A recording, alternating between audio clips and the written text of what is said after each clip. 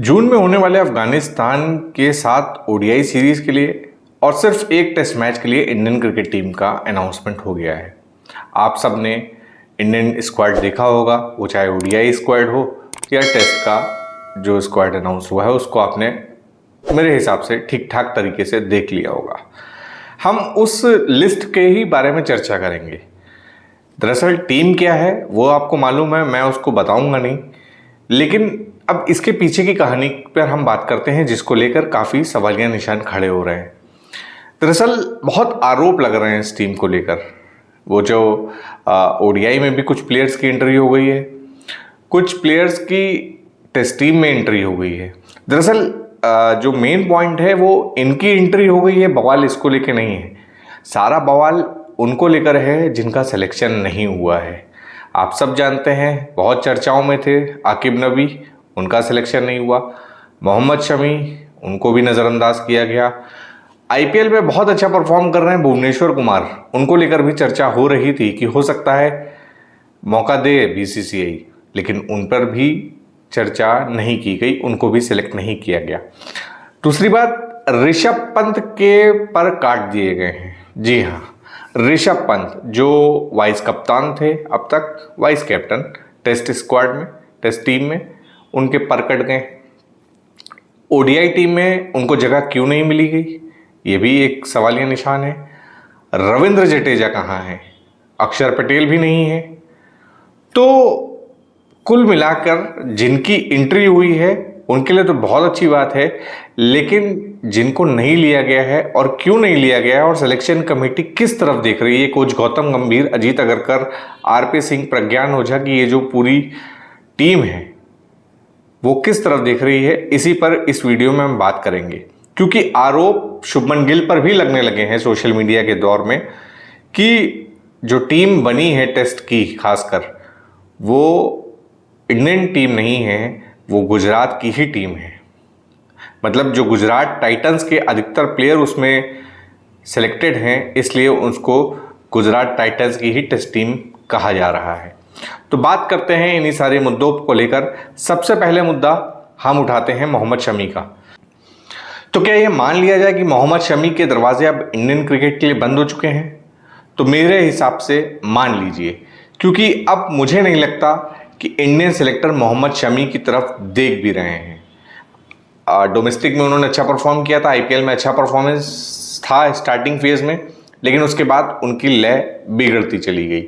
वहीं मैं डोमेस्टिक की बात करूं, रणजी में तो उन्होंने बहुत अच्छा परफॉर्म किया था, तो एक बार उम्मीद बंधी थी, वो चाहे विजय हजारी हो चाहे रणजी हो। लेकिन उसके बाद आईपीएल में उस रंग में मोहम्मद शमी नहीं दिखे, पिटाई भी ठीक ठाक तरीके से हुई। तो मैंने पहला मुद्दा इसीलिए उठाया और बड़े इसको शॉर्ट में ख़त्म कर रहा हूँ कि मोहम्मद शमी के दरवाजे अब वाकई आप मान लीजिए कि बंद हो चुके हैं। उन्होंने जो इंडियन क्रिकेट टीम के लिए सेवाएं देनी थी वो दे दी हैं। अब इंडियन सेलेक्टर्स उनकी तरफ नहीं देख रहे हैं। ये बात प्रेस कॉन्फ्रेंस में अजीत अगरकर ने भी क्लियर कर दी, और वो जानते थे कि मोहम्मद शमी को लेकर सवाल होगा, इसलिए उन्होंने तुरंत इसका जवाब भी दिया, बिना हिचके जवाब दिया कि हमारी मीटिंग में मोहम्मद शमी को लेकर कोई चर्चा ही नहीं हुई। मतलब इस तरह से चीफ सेलेक्टर का बयान दे देना, आप समझ रहे हैं कि मोहम्मद शमी के दरवाजे फिलहाल बंद कर दिए गए हैं। वहीं भुवनेश्वर कुमार को भी नहीं चुना गया है। तो मेरा मानना है कि ओडीआई में और टेस्ट टीम में उनको लेने की बजाय, क्योंकि बहुत अच्छा परफॉर्म टी20 में आईपीएल में कर रहे हैं भुवनेश्वर कुमार, तो वहाँ पर उनको आयरलैंड के खिलाफ जो होना है सीरीज़, वहाँ पर उनको मौका दिया जा सकता है। लेकिन क्योंकि अब यंग टैलेंट की तरफ सेलेक्टर्स की नज़र ज़्यादा है, जो कि हमें देखने को लग रहा है, जिस तरह से गुरनूर बरार, हर्ष दुबे, मानव सुथर, प्रिंस यादव, इनकी टीम में एंट्री हुई, तो मुझे लगता है भुवनेश्वर के चांस 70-30 वाला मामला है।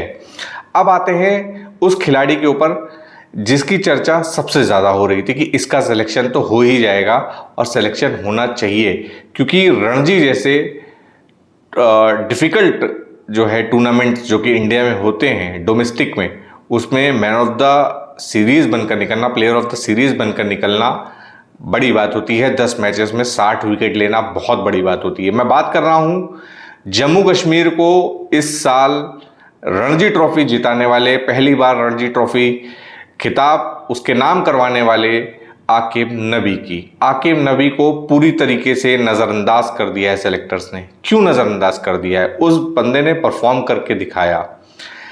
10 मैचों में 60 विकेट अपने नाम किए हैं एक सीज़न में, रणजी के एक सीज़न में। ये आकिब नबी की काबिलियत है। तो क्या अफगानिस्तान जैसी टीम के अगेंस्ट अगर आप एक मैच खेल रहे हैं, एक टेस्ट मैच खेल रहे हैं, तो क्या आकिब नबी को आप आजमा नहीं सकते थे?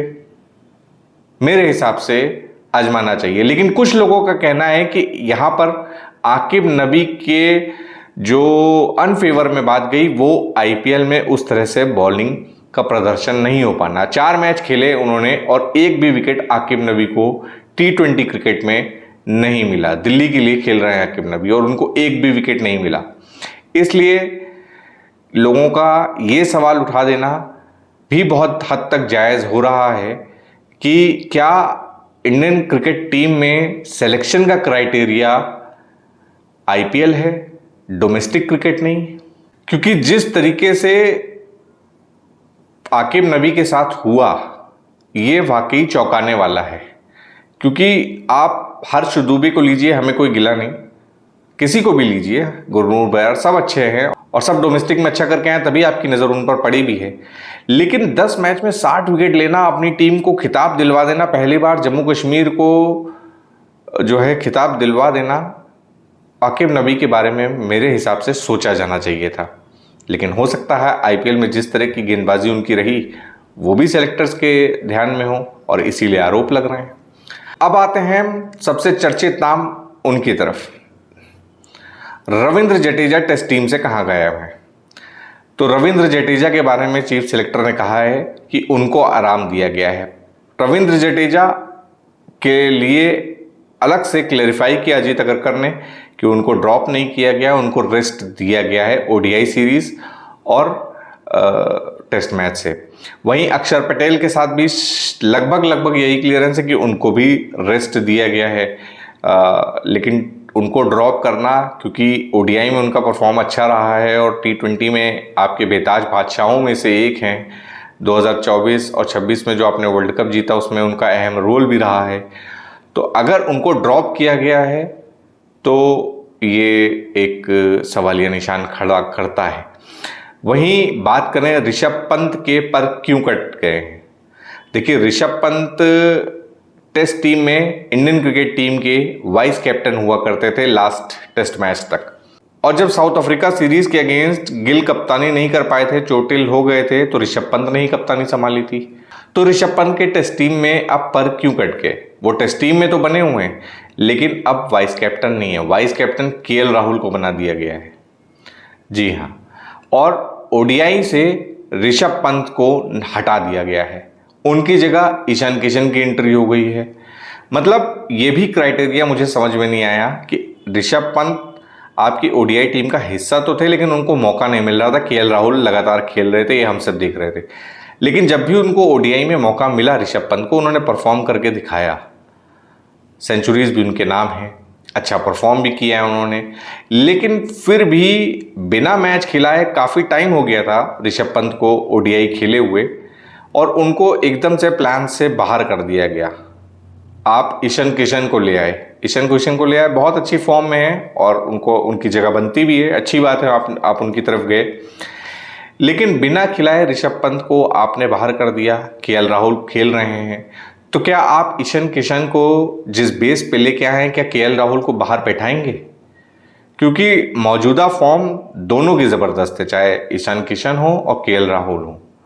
तो इसीलिए एक बार और सवालिया निशान उठ रहा है कि जहां आईपीएल में ईशान किशन रन बनाते हुए आ रहे हैं, केएल राहुल रन बना रहे हैं और एलएसजी के लिए खेल रहे हैं ऋषभ पंत, और आईपीएल में परफॉर्म नहीं कर पा रहे हैं। जबकि उन्होंने ओडीआई में परफॉर्मेंस उनका अच्छा है लेकिन आईपीएल में परफॉर्मेंस अच्छा नहीं है, तो इसलिए ओडीआई से बाहर कर दिया गया है।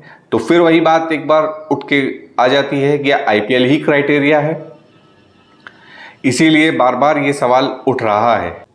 इसीलिए मेरे हिसाब से सेलेक्टर्स को थोड़ा ध्यान देना चाहिए था। ईशान किशन अच्छे बल्लेबाज हैं, अच्छी फॉर्म में हैं, लेकिन ऋषभ पंत को मेरे हिसाब से बना के रखना चाहिए था। प्लस वहीं ध्रुव जुरेल को बैकअप विकेट कीपर के तौर पर भी शामिल किया गया टेस्ट टीम का, वो भी हिस्सा है। अब आते हैं हम उन प्लेयर्स की तरफ जिनका सिलेक्शन हुआ है और हो सकता है ये आपको डेब्यू करते हुए दिख जाएं, ओडीआई में भी और टेस्ट टीम में भी। जिनका डेब्यू होने की उम्मीद है और जो नए चेहरे अब इंडियन क्रिकेट टीम में आपको देखने को मिलेंगे, उसमें हैं गुरनूर बरार, जो कि बहुत अच्छी हाइट के हैं और बड़ी ज़बरदस्त बॉलिंग करते हैं। पंजाब से आते हैं, आईपीएल में गुजरात टाइटंस के लिए खेल रहे हैं। और इसी तरह हर्ष दुबे जो कि विदर्भ से आते हैं, मानव सुतार राजस्थान से आते हैं और ये भी गुजरात टाइटंस का हिस्सा हैं। और प्रिंस यादव भी आपको देखने को मिलेंगे, जिन्होंने कई मौक़ों पर विराट कोहली का विकेट लिया है। एलएसजी के लिए इस वक्त खेल रहे हैं, बड़ा ज़बरदस्त उनका आईपीएल सीज़न है, जिसको देखते हुए उनका टीम में सिलेक्शन हुआ है। तो टीम जो चुनी गई है उसको लेकर क्या सोचना है आपका? जो सवालिया निशान उठ रहे हैं कि क्या डोमेस्टिक या रणजी या विजय हजारे परफॉर्मेंस का, वहाँ पे परफॉर्मेंस करने से कोई बात नहीं बनेगी, आप आईपीएल में परफॉर्मेंस देंगे तभी आपका सिलेक्शन होगा। इन सब चीज़ों को जो भी लेकर सवाल उठ रहे हैं, उन पर आपका क्या कहना है कमेंट सेक्शन में ज़रूर बताएं। इस वीडियो में फिलहाल इतना ही। वीडियो को लाइक कर दीजिए, चैनल को सब्सक्राइब कर दीजिए। धन्यवाद।